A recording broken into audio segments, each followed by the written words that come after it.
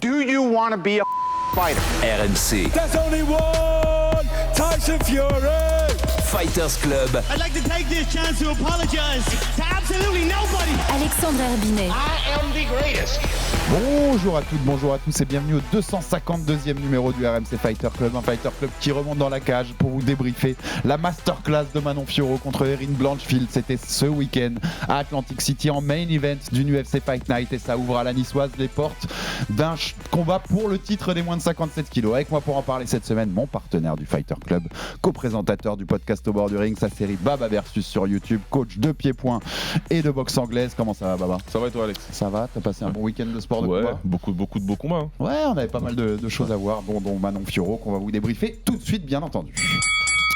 Elle passait un nouveau test en forme de nouvelle demi-finale mondiale et elle l'a passé avec les félicitations du jury. Manon Fiorot a dominé Erin Blanchfield pendant 5 rounds ce samedi soir à Atlantic City en main event d'une UFC Fight Night pour s'ouvrir la route vers un combat pour la ceinture des moins de 57 kilos. Plus complète, à l'aise dans tous les compartiments, la niçoise n'a laissé aucun doute sur sa supériorité sur l'américaine. Et maintenant, direction le titre. Le RMC Fighter Club débriefe la masterclass signée Manon Fiorot et se projette sur la suite pour celle qui est encore un peu plus aujourd'hui, la représentante tricolore la plus proche du Graal de la ceinture UFC, hommes et femmes confondus. C'est parti. 5 rounds de 5 minutes, je vous rappelle. Un combat à enjeu pour la française. Jab là. Ce jab qui passe. Top l'avancée dans le moment. et elle va lutter Et avec elle, regardez. Et la Ouais, slave c'est elle qui la mène au sol. Attention par contre au coup. Elle est prise dans la guillotine. Ah, ça c'est bien le timing. Très très bon timing. Et Regarde. le contre de Manon, magnifique. Magnifique. Waouh. Et la sortie. ressort. C'est parfait. Elle va douter Blanchfield, c'est-à-dire qu'elle va se dire même quand elle a un moment qui normalement devrait lui être favorable, et ben elle n'y arrive pas. Un 2 en ligne qui passe, magnifique. Elle l'a fait. Elle l'a fait. C'est fait. Manon Fiorot vient de valider son combat pour le titre. For the winner, by unanimous decision, Manon, the Beast Fiorot. Donnez-moi la ceinture, j'ai battu tout le monde, toute ta catégorie, il n'y a plus personne, la ceinture elle est à moi. Et merci à Max Abolin pour cette petite prod qui nous rappelait donc la performance de Manon Fiorot samedi soir. C'était sur RMC Sport, bien entendu, contre Erin Blanchfield. Son premier main event à l'UFC face à la locale de l'étape, même si on l'avait dit, Baba, Ouais. aux États-Unis, locale de l'étape, ça s'est vu. Hein. toujours dire grand. Oui, pour le coup, ça s'est vu. Donc, masterclass, je le disais, les juges ont rendu leur verdict 3 x 50-45, donc 3 x 5-0, tout simplement. C'est ce que j'avais moi devant l'écran, toi aussi, Baba? Ouais. On est d'accord, domination large. Il n'y a pas un moment, enfin, on va en reparler, on va redébriefer bien le combat, mais il n'y a pas un moment où elle est vraiment mal à l'aise, où elle est en danger, Manon Fiorot. Qu'est-ce que t'en as pensé déjà globalement, cette performance de Manon Fiorot samedi soir, Baba? Non, elle a géré son combat, elle a géré les 5 rounds. Elle s'est mise au-dessus assez vite. On avait parlé dans notre analyse d'avant-combat qu'il y aurait un écart debout. Moi, je pensais qu'il y aurait un écart, mais je pensais pas qu'il serait si important. Tu vois, dès le premier round, je me suis dit ah ouais, c'est encore pire que ce que je pensais. Vraiment, debout en face, il n'y avait pas grand-chose. Elle pouvait pas rivaliser en tout cas avec le bagage technique que Manon a. Donc ça s'est tout de suite vu. Elle a creusé l'écart. Et on avait parlé des entrées de Blanchfield dans striking. C'est presque flippant, Baba. Ouais, elle rentre en moulinant, quoi. Il y a des moules, exactement. Elle rentre en moulinant. Elle est comme ça, elle mouline, et puis advienne que pourra. Voilà, donc Manon, en plus, qui est gauchère, elle a très très bien géré. Elle a montré un très beau bras avant en direct. Elle a bien géré avec son jab, géré la distance, et puis ensuite, dès qu'elle pouvait, elle envoyait le bras arrière. Donc ça partait en 1-2. Régulièrement, ça passe, et il y a tous les coachs qui te diront quand ça passe, il n'y a pas de raison de changer. Hein. Faut en user, en abuser. Comme ça passait bien en ligne, elle a continué.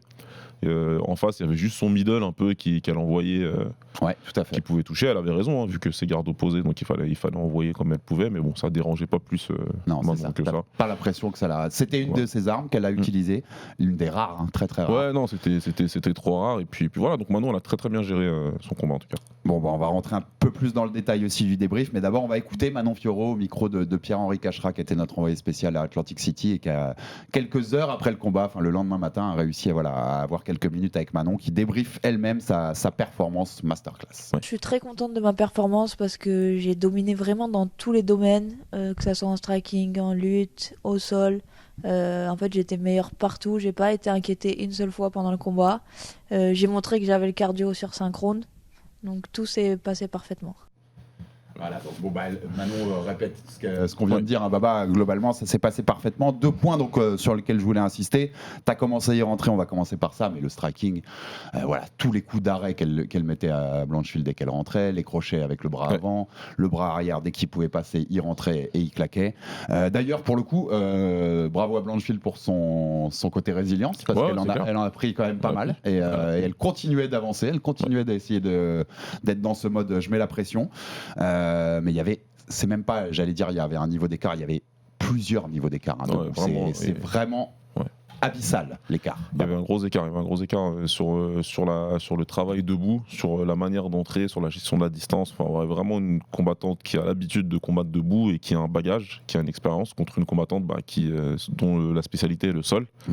Qui a pu montrer des choses intéressantes contre d'autres adversaires, mais on l'avait dit dans le podcast d'analyse que les autres adversaires c'était pas Manon. Ouais, c'est ça. Et là on a vu que face à une combattante d'élite ça va être compliqué, et ça va être compliqué pour elle contre Manon et puis contre les deux autres. Si jamais elle doit les rencontrer un jour, Blanchfield, si elle change pas quelque chose, ça va être compliqué. L'avantage c'est qu'elle a 24 ans, donc elle a le temps de progresser, mais en effet, sans doute qu'on est, enfin tu vois, le public général, notamment le public américain, je sais que c'est Doc PH qui était là-bas, nous disait les journalistes américains voyaient Blanchfield gagnante. Ouais, j'ai vu, ouais. Tu vois un côté, comme quoi il n'y a pas que nous qui sommes chauvins, pour ceux qui pensent qu'il n'y a que les Français. Mais là on peut être chauvin comme on veut, là, leur histoire de donner le premier round juste parce que il y a une guillotine qui dure 30 secondes, parce que c'est Manon qui l'amène au sol en plus, et puis derrière elle se relève et continue son travail. Ouais, non, pas possible. Et puis après il parle du 3 et du 5. Ouais, dans ce cas-là, mais le 3, il fait quasiment pas un coup, Blanchfield. Moi, j'ai revu le combat. C'est donner le 3 à Blanchfield, c'est une dinguerie. Il faut racheter des lunettes, où il faut réapprendre comment on juge un combat, où il faut regarder le combat tout simplement. Parce que tu sais, tu peux même pas dire genre. Oh, ils étaient un peu sur les anciens critères. Non, même sur les anciens critères, c'est Manon qui gagne ce combat. Tu vois, il n'y a aucun monde où elle gagne ce combat, ce round-là en MMA, quoi. C'est vraiment que les journalistes américains, tous les mecs que je connais qui connaissent le MMA sur Twitter, ils étaient là, ils tweetaient, ils étaient tous très clairs. C'était 5 rounds pour Manon. Après, chacun avait ses avis différents sur la teneur du combat. Est-ce que c'est bien, est-ce que c'est chiant, etc. Ça, chacun a fait ses commentaires. En tout cas, ils étaient tous unanimes. Elle a gagné les 5 rounds. Donc les journalistes, ils ont vu quelque chose qui n'existe pas.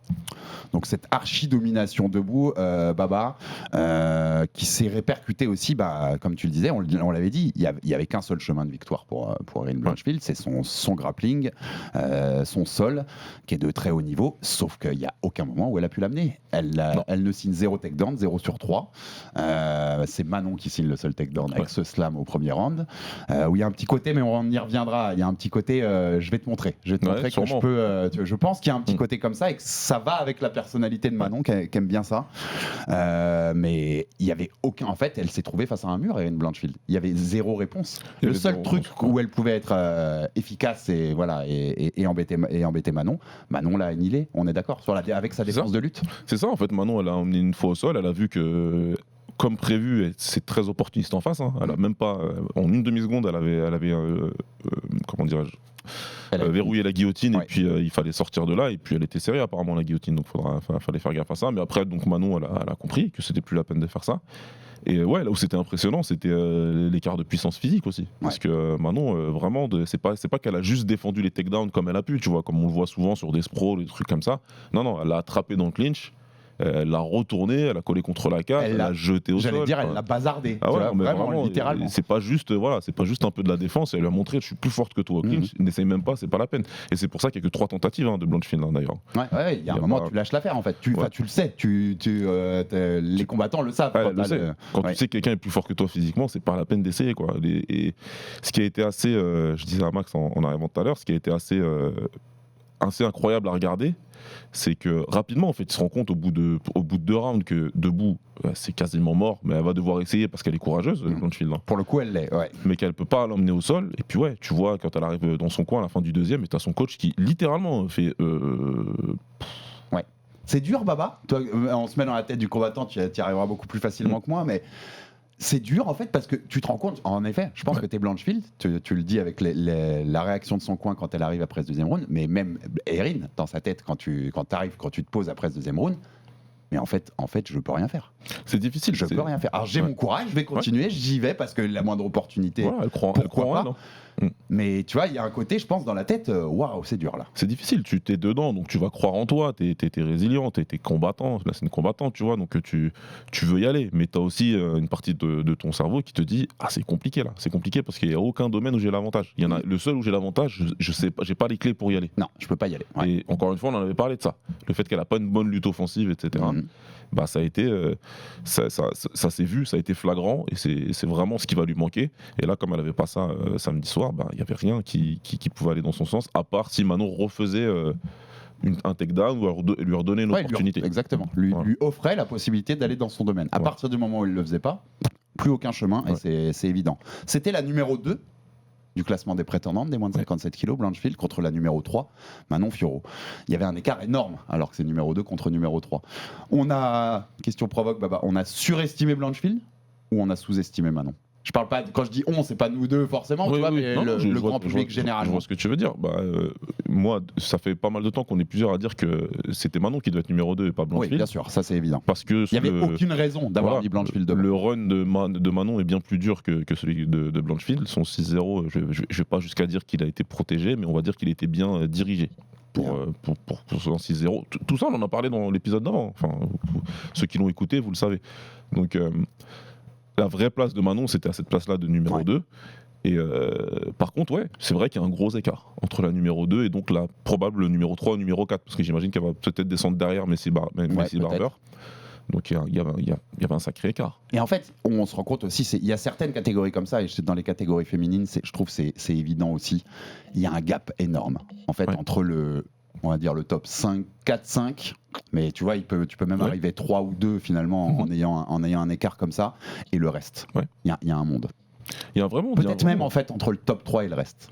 C'est ça. Là, tu as l'impression que grâce au Shevchenko, Fiorot, je pense qu'il y a un monde avec le reste. On a vu samedi soir qu'il y a les 3 et que maintenant il est grand temps que Manon se mesure aux deux autres, parce que les deux c'est bon, elles sont dans leur trilogie, etc. Il faut que Manon se mesure aux 2 autres, et puis après il y a le reste qui pour le moment en tout cas se bat pour être la prochaine contender qui prendra l'une des 3 qui sera sur la phase descendante. Ouais, c'est ça. C'est un peu ça, hein, tu vois, pour l'instant. En tout cas, c'est ce qui a été montré. Ouais, vraiment. Et tu sais que voilà, Fiorot et Grasso, en tout cas, Shevchenko peut-être est un peu plus proche de la fin vu son parcours, mais en tout cas, les deux sont là, je pense, pour quelques temps. Ouais. Et si j'étais la concurrence et toutes celles dont on parle là, je me dirais il y a des progrès à faire là, parce que les deux, pour aller les chercher, ça va être compliqué. Ouais, il y a du travail. Manon, je vais te parler là, globalement, quand on voit cette performance-là, contre quand même quelqu'un qui avait cette hype autour d'elle, tu te dirais qu'aujourd'hui, on n'a pas vu son sol encore à Manon, puisque mais c'est positif ce que je dis là, puisqu'en fait elle annule, personne ne peut l'amener, ou en tout cas les rares qui l'ont amené, elle a réussi à contrer ça, et une Erin Blanchfield n'a pas réussi à l'amener dans cet endroit qui était a priori son avantage. C'est une des combattantes les plus complètes du moment, Manon Fiorot. Toutes catégories confondues, féminines, tu vois, on est dans le top. Je pense qu'on est dans la crème de la crème au niveau de tout ce qu'elle est capable de faire. Ouais, c'est vrai, parce que c'est très solide, c'est très solide physiquement, techniquement, il y a le bagage qui va avec. Elle gère très bien ses combats, et puis encore une fois, il y a vraiment cet avantage-là de pouvoir vraiment bien défendre sur la lutte. Il y a plein de combattantes qui ne savent faire que l'un ou que l'autre. Si on prend l'exemple de Blanchfield, qui n'a pas de lutte offensive pour pouvoir servir son jeu au sol. Si on prend l'exemple de Mackenzie Dern, tu vois, qui aurait pu monter, qui aurait pu faire quelque chose de bien, mais qui a toujours eu ce problème-là, tu vois, debout. Ou debout, t'as l'impression que même les combats passent et elle n'arrive pas à s'améliorer, tu vois. Il y a quelque chose qui va lui manquer. Il y a peu de combattantes, tu vas avoir Alexa Grasso, Shevchenko, et donc tu vas avoir Manon Fiorot, et puis tu vas en avoir quelques-unes dans la catégorie du dessous, mais pas plus que ça, quoi. Ouais, on met ces 3 dans un même sac, pour le coup, Baba, en termes de niveau. Bah là, c'est vrai, là, à un moment, il faut se rendre à l'évidence quand même, on peut pas... faut faire avec ce qu'on a en face des yeux. Ouais, non, bien sûr, c'est évident. On rappelait ce qu'on avait dit, 7e victoire depuis son arrivée à l'UFC, 7-0 à l'UFC, 2e meilleure série de l'histoire de la catégorie, derrière les 9 de Valentina Shevchenko, 4e série en cours à l'UFC. L'UFC, ouais, j'ai vu. Ils ont mis le catégorie confondue, je crois. Il y a Marachev, Merab, je sais plus qui est le 3, Evloev, et ensuite elle est à 7, mais il y en a plein à 7. Elle est pas toute seule pour le coup. Sur ces 4, donc 5 derniers, c'est que des challengers pour le titre ou des anciennes championnes. Enfin, non, sauf Blanchfield, pour le coup. Sauf Blanchfield, ouais. Mais sur les 4 derniers, il y a Rose Namajunas, ancienne championne d'en dessous, et 3 qui étaient Maya Choukagian, Blanchfield, qui étaient dans le top 5, même dans le top 4 de la catégorie. Finalement, c'est rare. Il y en a peu, même hommes et femmes confondus, qui ont un tel run dernièrement à l'UFC. On se rend pas assez compte en France, Baba. On en avait un peu parlé dans le preview, mais tu vois, on se rend pas assez compte de ce qu'est en train de réaliser Manon Fiorot. Bah, j'espère que maintenant, il faut toujours, voilà, tu ramènes le combattant, il appartient à une catégorie de poids, et dans cette catégorie, il y a un classement. Donc c'est à ça que ça sert, et même si on sait que l'UFC fait ce qu'il veut et qu'au niveau business, on peut propulser des combattants. On l'a vu avec BSD qui peut être propulsé, que ce soit au niveau business ou au niveau hype, parce qu'on voit un combattant, on estime que ce combattant, il a quelque chose qui peut apporter et combattre quelqu'un de beaucoup mieux classé. Mais il y a quelque chose d'old school dans le fait que Manon, elle l'a fait, tu vois, à l'ancienne. On lui a présenté un classement et elle a battu une par une pour prendre la place de l'autre à chaque fois. Il faut les battre toutes. Et aujourd'hui, dans le MMA d'aujourd'hui et dans l'UFC d'aujourd'hui, ça n'arrive pas souvent. La plupart du temps, on leur fait faire des jumps, les mecs. Hein. Ils sautent, et puis basta. Donc après, des fois, ils arrivent champions et tu te dis, mais t'as pas encore affronté lui, ou elle. Là, comme on disait, c'est l'inverse. Elle a déjà battu tout le monde. Et au micro, c'est juste après le combat où elle dit j'ai battu tout le monde, donnez-moi la ceinture. Et j'en voyais même réagir sur les réseaux à dire non, par exemple, il reste Messi Baba. Eh les gars, quand elle dit elle a battu tout le monde, il en reste t'en trouveras toujours une ou deux. Mais dans ce cas-là, c'est ce qu'on appelle nettoyer une caté, ce qu'elle est en train de faire. Hein. Et puis on peut parler peut-être d'une combattante qui est au LFA aujourd'hui et qu'on connaît pas. Non, mais tu vois, on peut toujours trouver des noms si on veut vraiment jouer à ça. Mais la vérité, c'est quand elle dit qu'elle a battu tout le monde, on peut prendre les choses au sens littéral ou on peut vraiment prendre les choses au sens quand même là en montant. Elle a battu quasiment toutes les personnes qu'il fallait qu'elle batte. Donc il faut qu'elle combatte pour le titre. Alors les pistes joueurs, mon Baba, vont noter, et j'en ai vu aussi le noter, il n'y a pas eu de KO. C'est la 5e fois de suite qu'il n'y a pas eu de finition. On n'a pas fini avant la limite. Alors oui, bravo, masterclass, mais il n'y a pas de KO. On va d'abord écouter Manon sur ce thème, au micro de Pierre-Henri Cachera, et puis nous, on va en débattre un peu, Baba, même si ceux qui ont vu le débrief sur le plateau samedi soir savent déjà où mon avis va aller a priori. On écoute Manon Fiorot sur ça. Je me suis sentie le plus à l'aise. Surtout pour un 5 rounds, c'est un combat en fait où j'ai pris beaucoup de plaisir, je me sentais bien en fait dans la cage. En fait, round après round, je me sentais de mieux en mieux, je voyais tout venir. Je sentais mon cardio qui se fatiguait pas du tout, au contraire, j'étais bien. Je pense que j'aurais pu faire encore 3 rounds, en vrai, c'était bien. Aussi le fait que j'étais tellement bien et que c'était entre guillemets un peu facile, j'avais même pas envie d'accélérer en fait, j'étais bien, je dominais ce combat, c'était quand même un combat important puisque je savais qu'il y avait la ceinture derrière. J'avais pas envie de prendre de risques. Après, c'était quand même une adversaire solide. Elle a rien lâché pendant les 5 rounds. Elle avançait, elle était là. Donc voilà, j'ai géré mon combat. Voilà les déclarations de Manon Fiorot au micro, je le répète, de Pierre-Henri Cachera pour RMC Sport. Baba, déjà parce que c'est marrant, je le trouve intéressant ce son, et là je vais te demander au spécialiste du combat qui connaît bien mieux que moi ça. Ça arrive ? C'est-à-dire ce qu'elle explique là, tu vois, d'être tellement à l'aise dans un combat, de dire en fait c'est cool. Vas-y, raconte-nous ça, ça c'est génial. C'est ce que nous un peu on appelle entre nous un espèce d'état de flow. Le flow, le flow. T'es là, t'es dedans, et tu sais, tout est au ralenti. Tout est au ralenti, les coups sont au ralenti. Tu sais, je sais pas, 5 secondes avant que là, on va envoyer une jambe arrière, je le sais en fait. Je le sais déjà, donc moi je vais faire ça. Je sais pas, t'arrives à un état où t'anticipes tout. Et puis tu chaque vois fois tout. où le coup que t'as prévu arrive, ta confiance grandit. C'est ça. Et puis toi, à chaque fois que t'envoies un coup, il touche. Tu veux toucher avec ce coup-là et il touche derrière, tu vois. Donc t'es tranquille, t'es bien, t'es serein. Et c'est vrai que ça arrive dans ces cas-là. Moi, j'ai pu le vivre et puis j'ai pas mal de combattants qui l'ont vécu. Où t'as même pas envie, tu veux continuer à kiffer, tu t'accélères pas parce que en fait tu t'en rends même pas compte que tu peux accélérer. Je vois ce que tu veux dire. C'est inconscient en fait. Tu t'en rends pas compte que tu peux accélérer, t'es juste t'es en train de kiffer. C'est ça, tu te dis pas, qu'on soit clair, hein, elle se dit pas dans sa tête, j'accélère pas parce que je kiffe. Mais c'est un truc inconscient qu'elle vit. C'est pas un refus. Pour moi, je l'interprète comme ça parce que c'est des choses vécues. C'est pas un refus d'accélérer pour la mettre KO, c'est juste qu'elle est dans son truc, elle est dans une espèce de petite transe là, en train de kiffer son combat, en train de kiffer ce qu'elle est en train de mettre en place. Probablement que tout ce qu'ils ont préparé, elle est en train de l'exécuter parfaitement. Tu vois, c'est toujours un indicateur. Hein, quand les seuls trucs qu'on entendait dans son coin d'Aldric, c'était plus des indicateurs de temps et des indicateurs de gestion de l'espace. C'était pas il faut que tu fasses ça, faut que tu fasses ça, faut que tu fasses ça. On l'a beaucoup moins entendu que dans d'autres combats. Ça veut dire que même lui, il était en mode ce qu'on a préparé, elle est en train de le faire. Tu vois, ça fonctionne. Lui, il était au cinéma premier rang en fait. Quand c'est comme ça, c'est particulier, mais c'est bien à vivre et ça se voyait. Ça se voyait qu'elle était très à l'aise dans son combat, qu'elle gérait comme elle voulait. À la fin des rounds, elle était peut-être même presque surprise quand ça sonnait. Hop, ok, faut retourner dans le coin, tu vois. Elle se levait. pendant les interrounds, elle se levait, tu vois. Elle était debout en train de. Donc, moi je la crois quand t'as dit ça, je la crois et c'est quelque chose qui existe réellement. Ouais, il y a une logique dans ce qu'elle dit quand tu as vécu ça. Donc on va y aller clairement. Toujours pas de finition sur les 5 derniers combats. Moi, je l'avais dit la semaine dernière, c'est toujours qui t'a affronté. C'est pas, tu vois, c'est pas comment tu les as terminés, qui t'a affronté.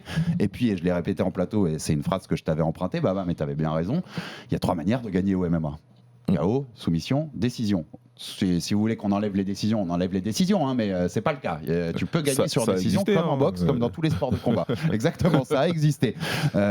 Toujours pas de finition, donc je vais y aller clairement, Baba. On s'en fout. Tant que tu bats l'élite, que tu continues d'avancer marche après marche, tu mets peut-être un peu plus de temps que quelqu'un qui fait des KO spectaculaires pour monter, mais tu vas y aller à cette ceinture. Et si tu continues de gagner comme ça, tu vas la prendre comme ça, c'est pas grave. On est d'accord. Je vais commencer par te faire une réponse de Suisse avant de te donner mon point de vue. Vas-y. J'entends très bien les arguments, dont celui que donnait Mickaël en plateau avec toi, Mickaël Lebou, que quand tu mets la casquette de promoteur, j'entends tout à fait que c'est mieux qu'il y ait du finish parce que voilà, on produit des images et puis ça fait monter et puis c'est plus vendeur pour le Mais on est d'accord que Dana White et les matchmakers de l'UFC, Manon Fiorot n'est pas leur préféré pour faire du spectacle. Clairement. J'entends tout à fait. Le problème, c'est que c'est un peu comme je travaille beaucoup les fans de foot sur ça, qui rentrent beaucoup dans les gestions business des clubs, les mecs qui te parlent des bidas, je sais pas quoi. Je dis mais les mecs, calmez-vous, il y a un terrain en fait. comme si en plus c'était eux qui étaient concernés. Tu vois ce que je veux dire ?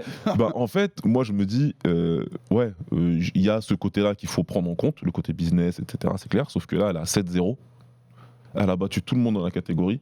C'est un sport, et dans ce sport, elle est en train de montrer une domination qui fait qu'elle doit combattre pour le titre, point à la ligne. Toute autre considération, toute autre proposition de son promoteur serait malhonnête. Oui, complètement. En dehors du fait que Valentina se blesse ou que le tournage prend plus de temps. Ok, on enlève toutes ces options-là. Mais on parle méritocratie et sport. Ce serait malhonnête de dire non, là, elle ne mérite pas parce qu'elle n'a pas gagné par KO. Je suis désolé, ça non. Ça, c'est pas quelque chose que je peux entendre parce qu'elle a prouvé. En plus, il y a gagné et gagné, encore une fois, il y a gagné par décision et gagné par décision. Il a gagné par décision je sais pas moi, je déteste dire fuir le combat, mais vous voyez ce que je veux dire. Totalement. En tournant complètement autour de la cage, in and out, je pique, je ressors, je suis super safe. En faire le minimum pour prendre tes rounds. Ce que je le dis, et moi je suis avec Lucas Bourdon, on est peut-être les 2 premiers fans français d'Israël Adesanya. C'est probable. Mais nous, il nous a saoulés. On le disait à longueur de podcast. C'était devenu un vendeur de décisions flingué où il prenait son temps. Moi, j'étais dans la salle, c'est pour ça que je le souligne plus que les autres. Le combat contre Cannonier, je suis dedans. J'ai envie de dire, j'ai envie de prendre un mégaphone et de dire Easy, là, j'ai traversé l'Atlantique pour venir voir ça, s'il te plaît, quoi. Sauf que là, c'est pas le cas. Elle a proposé, elle a envoyé, elle a touché plein pot à de nombreuses reprises. Elle a battu son record allègrement de coups significatifs. Après, si ça tombe pas en face, ça tombe pas en face. Oui, c'est ça. Faut aussi tirer son chapeau à Blanchfield qui continuait d'avancer et de les prendre dans la tête. Certes, elle a pas accéléré outre mesure, Manon, mais elle a pas essayé de mettre KO. Et en fait, elle est stratège. Et certains ici le voient comme une critique. Comme toujours. Mais en fait, c'est bien d'être stratège. On en a parlé, alors c'est pas du tout la même situation, donc on ne dise pas que je fais une comparaison directe. Mais quand on a débriefé Benoît et Dustin Poirier, tu l'as dit toi-même, vu l'état physique de Benoît, il le dit, il le répète depuis le combat, qu'il était touché physiquement avant ce combat-là. Eh ben, il faut peut-être s'adapter au niveau stratégique aussi. Il y a un choix à faire.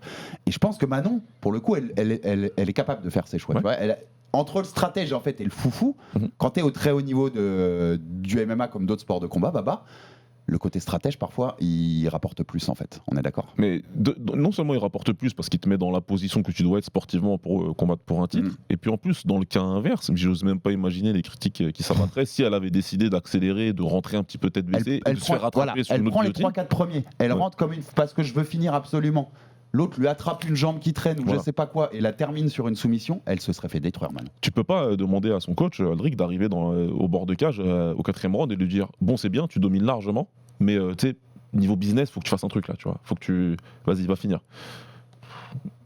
Non. Moi, je le ferais pas en tout cas, perso. Tu vois. Donc le combat il se passe comme il se passe. Maintenant, je t'ai dit, j'entends les arguments, j'entends que c'est vrai. Ce que disent les personnes, c'est vrai que l'UFC, et c'est encore une fois très triste, c'est très dommageable qu'ils aient posé des conditions comme ça pour pouvoir accéder à certaines positions. C'est dommageable parce que ça reste un sport qui est régulé. Il y a 3 manières de gagner.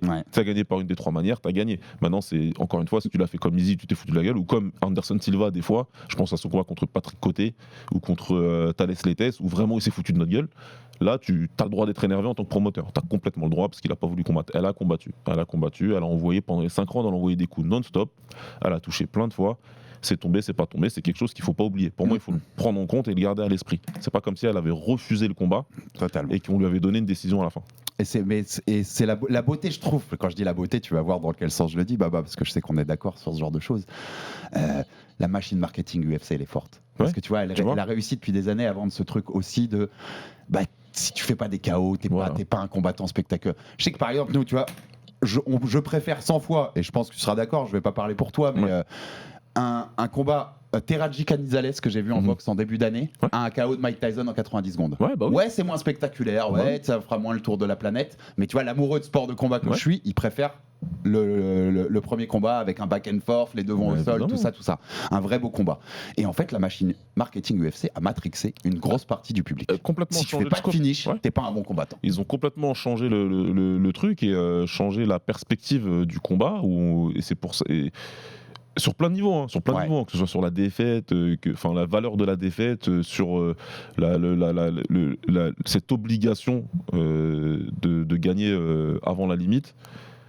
Il y en a. Heureusement que tous les combattants sont différents. Et heureusement qu'il y a tous les styles là-dedans. Et heureusement, Max Holloway, il a gagné combien de fois par décision ? Mais c'est évident, quoi. Ils ont réussi la à même fabriquer chose. Ça. Et en fait, quand tu regardes, ça va avec toute la nomenclature de l'UFC, toute l'infrastructure, les bonus. Alors c'était une bonne idée pour chauffer les mecs, tu vois, aller chercher les. Mais en fait, ça joue de ça. Bien sûr. On te dit implicitement, tu vois, même pas directement, mais. Vous voyez, il mérite plus le mec qui va chercher le KO, en fait. C'est ça. Donc tu vois, on essaime des petites graines qui font que 30 ans après la création, t'as des gens qui sont persuadés que t'es pas un bon combattant si tu fais pas de finition. Et puis en plus, eux, ils ont le bon rôle, l'UFC, parce qu'avec la main gauche, ils te disent je vais te donner un bonus si tu gagnes avant la limite, parce que tu comprends, tu vas montrer ta valeur auprès des autres. Et puis avec la main droite, ils vont te dire c'est dommage, t'as fait une série de 8 victoires et à la 9e, t'as perdu. Parce que t'as pris un risque un peu inutile, t'as perdu, du coup tu vas redescendre un petit peu, et on va donner le title shot à un autre mec en fait. Et il y a combien de combattants comme ça qui au final n'ont jamais pu combattre pour le titre, parce qu'à chaque fois qu'ils arrivaient en position, ils ont fait la petite défaite qu'il fallait pas, parce qu'ils sont restés dans ce style-là, ils ont pas voulu gérer, et après tu redescends, puis à la fin t'auras fait une carrière sans jamais combattre pour le titre. Et puis comme d'habitude, tu montes une par une, mais tu redescends de 4 marches. Tu redescends beaucoup plus vite, et puis c'est un sport où tout le monde arrive, donc... Ça me fait dire, Baba, un jour on se fera une émission comme ça. Parce qu'il faudra faire une émission, et pas être que dans un côté, mais se faire une balance. Ce que l'UFC a apporté de bon au sport de combat, parce qu'ils ont apporté des trucs, mais ce qu'ils ont apporté de mauvais aussi, parce qu'il y a des choses qui nous... On fait ça quand tu veux. Et je pense, pour se connaître un peu, que je sais où va pencher la balance. On fait ça quand tu veux. Toi et moi. Non, mais pour moi, c'est clair. Après, voilà, je vais juste répéter une dernière fois. Je comprends le point de vue, côté business, etc. Et il faut le donner. Il faut le donner pour que tout le monde ait une vision complète et que les gens ne soient pas surpris si jamais ça doit arriver. Exactement. Voilà. T'as raison. Donc, tu vois, par exemple, Mickaël, quand il le dit en plateau, il a raison. Et ça donne un débat intéressant. Vous débattiez, c'est intéressant, tu vois. Oui, vous m'avez empêché d'aller dormir plus vite. Non, puis que les gens le sachent, comme tu dis. Si jamais par une dinguerie, les mecs ils prennent le truc magicien, tiens, on s'efface, et hop, c'est Messi Barber en fait. Voilà. Vous aurez compris pourquoi. Au moins, quelqu'un vous l'aura expliqué, tu sauras pourquoi. Mais dans une méritocratie sportive, il n'y a pas un monde où quand tu as la deuxième série de victoires de l'histoire de ta catégorie, tu ne combats pas pour le titre. C'est impossible en fait. Et pour moi, il faut pas tout de suite mettre en avant ces choses-là et être... je sais pas si c'est de la négativité, mais dire que... tu vois, tout de suite refroidir tout le monde, tu vois, tu viens de faire un truc bien en fait, et tout de suite dire mais bon, ce sera pas suffisant parce que tu comprends, t'as pas fait ça. Si, ça doit être suffisant, ça doit être largement suffisant. Et tu sais ça, de faire plein de séries de victoires sans jamais avoir sa chance pour le titre, ça arrive en boxe. Et dans la mauvaise partie, celle qu'on n'aime pas de la boxe, celle des coulisses et t'es pas avec le bon promoteur, où ça arrivait en boxe quand c'était la mafia qui gérait la boxe. C'est ça. Voilà, ça vous résume en fait, tu vois, la méritocratie d'un sport normalement c'est pas ça. C'est spectaculaire, t'as pas servi mes paris, t'as pas servi mes bookies, donc tu peux pas combattre pour le titre. Et dernier point avant qu'on se projette un peu sur la suite aussi pour Manon, même si ça va être rapide de se projeter vu tout ce qu'on vient de dire, vous savez où on va.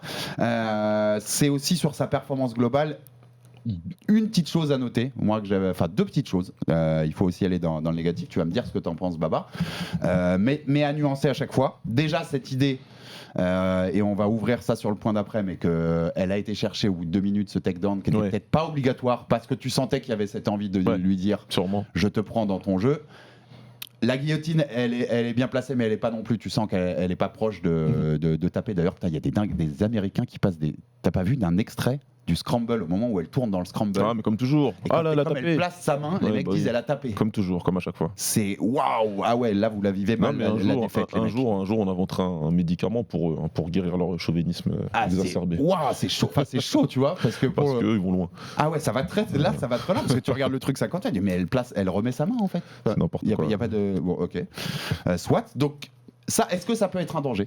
Cette idée des fois d'aller se dire, tu vois, je vais te chercher dans ton domaine parce que j'aime ça, j'aime un peu te montrer, te si prouver. c'est le cas, nous c'est notre interprétation, moi je suis d'accord avec toi, c'est l'interprétation qu'on en fait en tout cas toi et moi je suis plutôt d'accord, c'est peut-être pour prouver un point. Faire attention parce qu'on savait qu'elle est très opportuniste en face, et ça loue pas, Grasso elle est encore plus.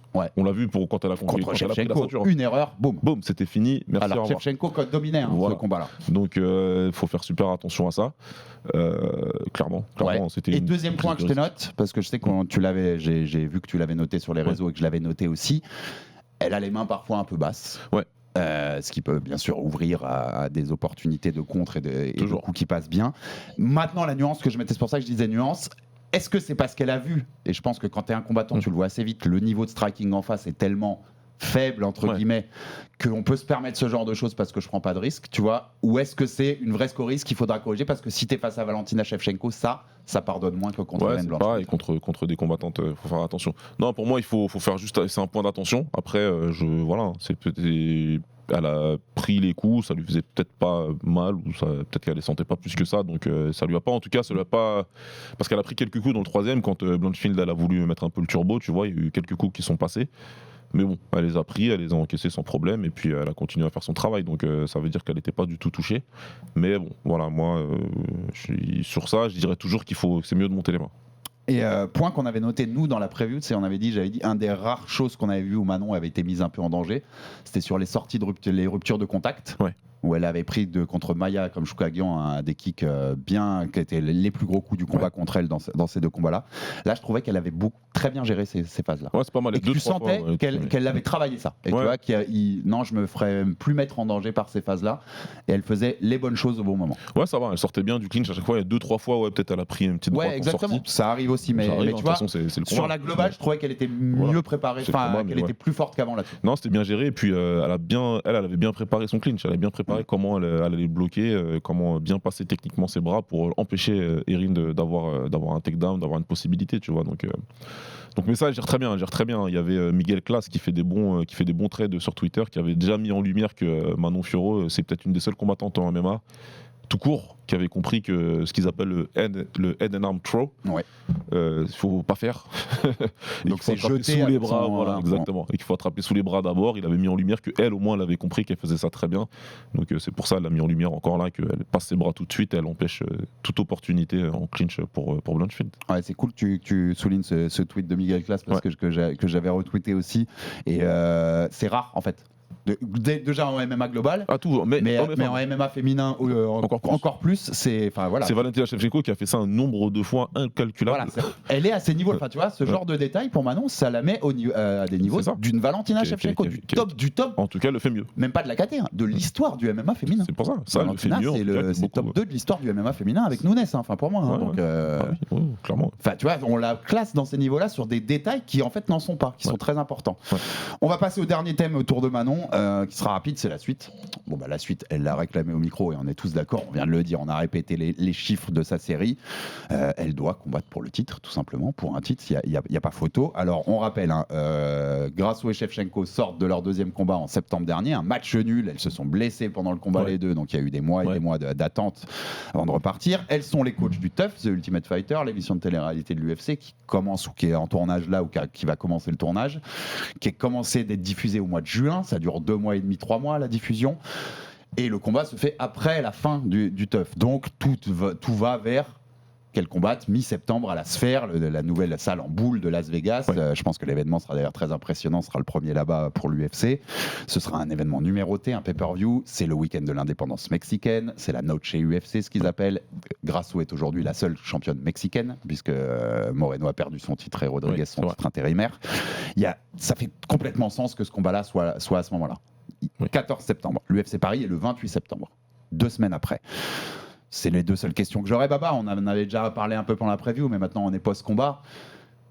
Est-ce qu'on combat à Paris si l'UFC nous propose quelque chose, par exemple Messi Barber? Est-ce qu'on prend ce combat-là ou on attend quoi qu'il arrive le titre, sachant que si elle combat de mi-septembre, que ça sort avec quelques petits bobos, là, peu importe que la championne soit Grasso ou Shevchenko, de toute façon ce serait pas avant décembre au mieux du mieux. Au mieux du mieux. Et que si t'as les petits bobos, ça peut nous amener à février, mars peut-être, donc un an sans On peut combattre. regarder un an sans On vient de sortir du mois de mars. On est peut-être devant ça. Qu'est-ce que tu fais si t'es Manon Fiorot? Pour moi, il faut refuser l'inactivité. Oui, je pense aussi. Il faut arriver à ce combat en étant actif le plus possible. Pour moi, là, la priorité, c'est de parler avec l'UFC, d'avoir une vision claire sur quand est-ce qu'aura le combat entre Grasso et Shevchenko. C'est la première information à avoir. Si, comme tu as dit, c'est mi-septembre, on peut peut-être jouer, mais ça veut dire que tu t'élimines de l'UFC Paris. Ouais. Parce que voilà, tu prendras pas le combat avant, tu veux d'abord voir comment ça se passe. Et si jamais il y a des blessures ou quoi, bah là tu dis ok, donnez-moi un combat. Et puis d'être une sorte de backup de Grasso Shevchenko au cas où il y a quelque chose. Ça c'est déjà vu. Et puis après, comme ça, tu dis bah si jamais il y a quelque chose et qu'elles peuvent pas combattre, donnez-moi un combat avant la fin de l'année. Et puis je prendrai ensuite pour une ceinture intérim. Et puis ensuite je prendrai la championne quand elle est rétablie en courant 2025. Mais si d'entrée l'UFC dit que le combat il se fera pas mi-septembre là entre Shevchenko et Grasso parce que je sais pas pour quelle raison, il faut combattre à Paris. Ouais. S'ils disent en gros ça pourrait peut-être se faire plus tard que mi-septembre. Tu combattrais à Paris quoi qu'il arrive. Bah dans ce cas-là, il faut combattre à Paris. Elle dit s'il y a une ceinture intérimaire, je veux bien. Ouais. Si l'UFC te propose Barber sans ceinture intérimaire, ça n'a pas de sens de le faire à Paris, peu importe le timing. Non, sauf si comme tu dis, le truc est trop long. Ouais, voilà, ça va dépendre de ça. Je suis d'accord avec elle, dans le sens où maintenant il faut donner quelque chose. Ouais, il faut donner un retour. Maintenant il faut donner quelque chose. Ça y est, elle a fait plusieurs fois, elle a fait des trucs, elle aurait très bien pu attendre. En plus, apparemment, ils lui ont proposé, c'est toi qui m'avais dit ça. C'est ce qu'ils disent en tout cas, ils disent l'UFC, donc moi j'ai aucune raison de ne pas les croire. Ok, elle l'a fait, elle l'a pris. Et puis ça aussi, il faut le prendre en compte quand on parle du côté business sur le fait qu'elle gagne pas, qu'elle finit pas. Mais de l'autre côté business, elle fait tout parfaitement. Parce que l'UFC propose des combats, elle les accepte. Ouais, bien sûr. Et il y a plein de combattants dans sa position qui ont dit non, moi j'attends, je combats pas. Il y en a plein qui l'ont fait et que ça leur a coûté.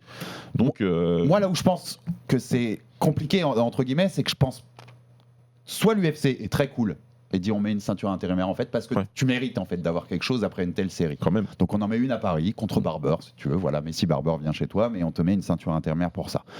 Moi je trouve que ça fait pas de sens pour le coup, parce qu'au moment où on va annoncer, où on annoncerait son combat pour Paris, ça veut dire que grâce au Shevchenko n'aurait pas eu lieu encore, parce que un combat tu l'annonces plus de 2 semaines avant. Donc il y aurait un combat pour le titre annoncé avec donc une championne qui va être physiquement apte à combattre et t'annoncerais un combat pour un titre intérimaire. Tu vois ce que je veux dire? Ça n'a pas de sens. Pour le coup, ce serait jamais vu même. Ouais, ce serait particulier. Donc je vois pas pourquoi l'UFC ferait ça. C'est pas cool pour Manon, tu vois, mais je vois pas pourquoi il ferait ça. La seule réponse que je pourrais te donner, c'est que peut-être que dans un élan de lucidité, ils se diraient qu'ils ont quand même pas mal bloqué la KT avec cette histoire de trilogie plus. C'est le seul truc. Mais franchement, tu vois l'UFC être intelligent? J'y étais un peu fort là, Baba, mais. Ouais, non, c'est compliqué à envisager. Non, mais je vois. Le seul truc où ils seraient peut-être, c'est peut-être parce qu'ils se disent, c'est bête là. Ce sera avec Messi Barber et donc on veut faire monter notre petite américaine et donc on lui met une ceinture intérimaire. Ouais. En fait, je pense que s'ils le font et c'est terrible, ce sera pas pour Manon. Tu vois? Ouais, t'as raison. Ce sera beaucoup plus pour Barber en fait. T'as raison.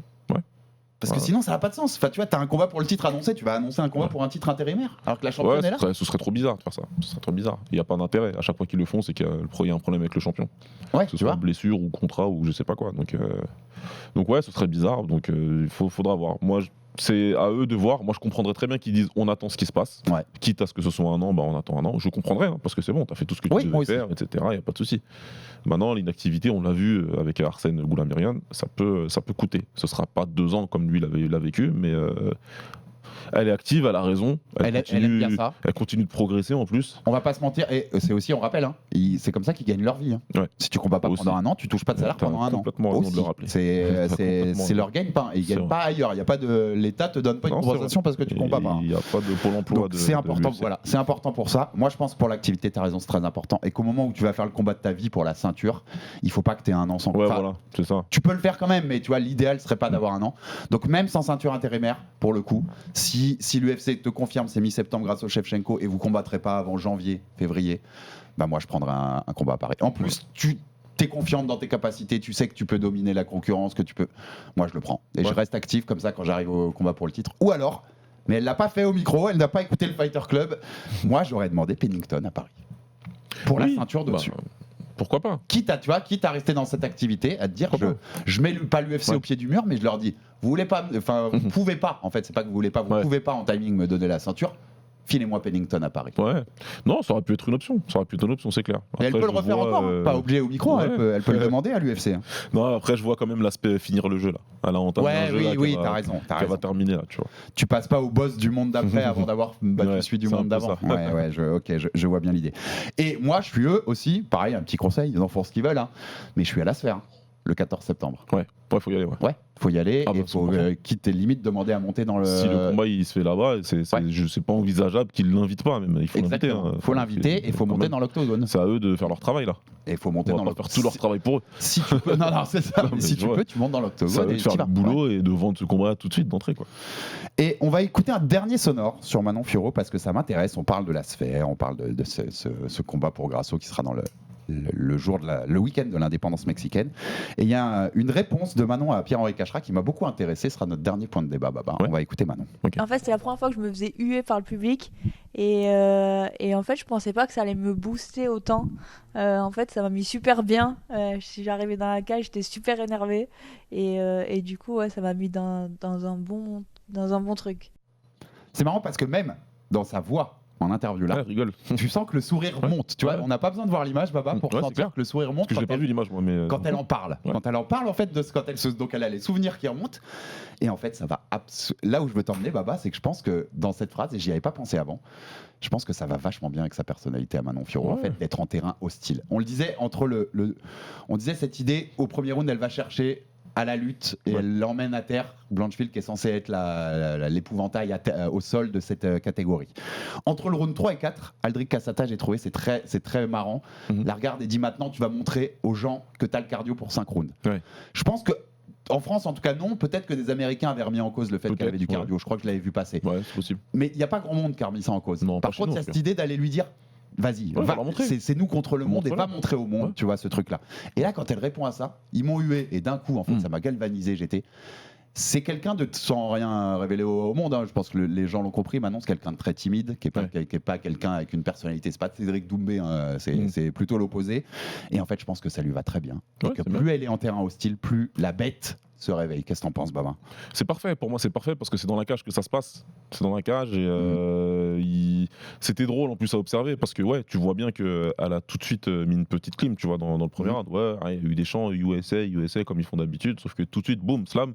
Ah ouais, là, vous êtes silencieux maintenant. Puis après la guillotine, elle a commencé à dominer et puis on les entendait plus. On n'entendait plus le public, tu vois, ils essayaient de siffler comme ils pouvaient, mais on les entendait plus trop. Ce qui était très drôle parce que c'était vraiment par pur chauvinisme, parce que quand Erin Blanchfield rentre dans la cage, il n'y a pas spécialement de... non, je suis d'accord. Il n'y avait pas une explosion complètement dingue. Il la connaissait même pas, quoi. Donc... c'est bien à regarder parce que voilà, les Français ont fait beaucoup la carrière à l'étranger, c'est comme ça, surtout dans le MMA, même si l'UFC vient d'arriver en France, mais il n'y en a eu que 2 et c'est pas beaucoup. Donc l'essentiel de la carrière des Français se fait à l'étranger. Les combats pour le titre, ça va être à l'étranger la plupart du temps. C'est plus les défenses qui, je pense, qui se feront en France le jour où on récupère un titre. C'est ça. Ouais.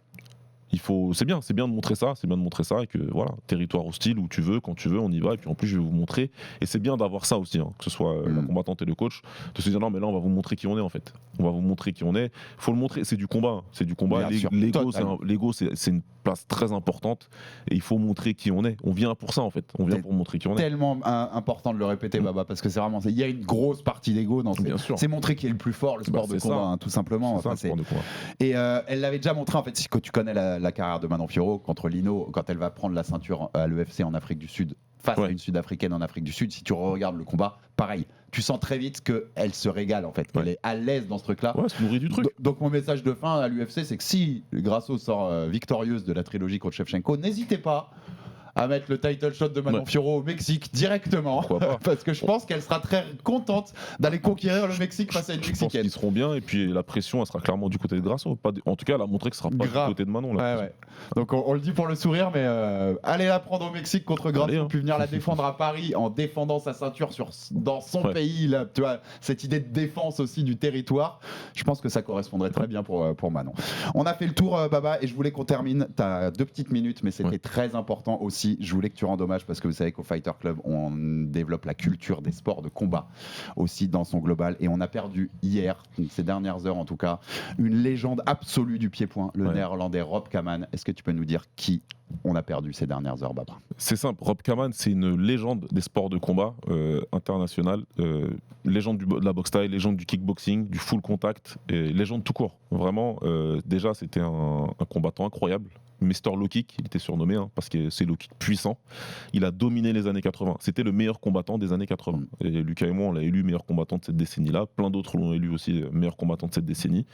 Il a dominé, il a combattu tout le monde, vraiment. Et il a battu beaucoup de grands noms. Il a montré la voie pour plein d'autres combattants hollandais. En fait, il y a plein de combattants hollandais qui sont devenus des stars derrière, qui avaient Rob Kaman pour héros. Et on sait ce qu'est ce pays en pied-point aujourd'hui, donc l'importance qu'il a. Il a battu les mecs avant qu'ils montent. Il a battu Ernesto Hoost avant qu'il monte, etc. Enfin, vraiment, il a combattu aussi beaucoup de Français, des Christian Bafir, etc. Des légendes de notre sport à nous aussi. Donc voilà, et en plus c'était un personnage d'une humilité incroyable, vraiment gentil, simple, souriant, qui parle avec tout le monde, jamais conscient, t'as l'impression que ce qu'il a fait, de la trace qu'il a laissée, lui c'était juste, c'est cool, tu vois, si t'as bien aimé 2-3 de mes combats, c'est gentil, c'est sympa, tu vois. Cette humilité des grands. Exactement. Donc c'est une vraie légende qu'on a perdue. T'as un combat, si des gens qui le connaissent pas, qui nous écoutent, tu vois, pour les éduquer, est-ce que s'ils veulent taper sur YouTube, aller voir un combat de Rob Kaman pour voir ce que c'était, est-ce que tu leur conseillerais quelque chose? Bien sûr, je peux leur conseiller un des 4 combats contre Chang Poek Katsongrit, qui est un Thaï, qui a combattu aussi Jérôme Le Banner par exemple, et voilà, ils ont fait 4 combats, c'était 4 guerres, donc prenez n'importe lequel des 4 combats et vous allez kiffer. Et puis aussi le premier combat contre Rick Rufus, même si c'est une défaite et c'est en full contact, c'est un combat super intéressant à regarder, c'était en France, c'était à Levallois, et voilà, donc il a beaucoup combattu en France aussi, Rob Kaman, mais de toute façon il y en a tellement, pour regarder ceux-là, mais tapez son nom, et franchement si vous avez le temps, regardez des combats de Rob Kaman et vous allez rendre compte à quel point il a été avant-gardiste et pionnier dans son sport. En tout cas, voilà, hommage éternel à Rob Kaman et plein de pensées aussi pour ses proches et sa famille, et nos condoléances. C'est une légende qui s'est éteinte. Plein de force aussi à Arsène Goulamirian, notre dernier champion du monde masculin français, qui a perdu son titre WBA des lourds légers ce week-end en Californie contre Zurdo Ramirez. Je sais pas quand on retrouvera un champion du monde masculin français, mais je te l'ai dit, Baba, c'est peut-être une idée d'émission. On va peut-être se pencher sur ça, parce que on peut commencer une traversée du désert. C'est possible dans la boxe en France. N'oubliez pas, ce samedi à venir à l'UFC, Morgan Charrière, Nora Cornol seront à Las Vegas, à l'Apex, ce sera sur RMC Sport. On aura aussi dans les jours à venir, Alexis Nicolas, One contre Regiane Hercel. Énorme combat pour la ceinture des lightweight, des moins de 77 kg du One en kickboxing. Allez tous soutenir Alexis Nicolas. Il y a une interview sur la chaîne YouTube de RMC Sport Combat, donc allez la découvrir, mais plein de force parce que c'est un monstre qui va affronter. On recevra Alexis, et je pense au Fighter Club aussi dans les semaines à venir. On se l'est dit, Baba, parce qu'il mérite cette lumière. Et on aura aussi Saladin Parnasse au KSW samedi soir, le retour de Parnasse à Paris 7 ans après pour combattre en MMA en France. Donc c'est énorme week-end de sport de combat à venir sur RMC Sport. Vous ne raterez rien si vous êtes fidèle à nos chaînes. Abonnez-vous sur toutes les plateformes pour rater aucun épisode du RMC Fighter Club. Envoyez-nous de la force, des pouces bleus, des commentaires, ça fait toujours avancer le bousin. Et à très vite pour un nouveau numéro du RMC Fighter Club. Salut mon Baba. Salut. Ciao. RMC Fighters Club.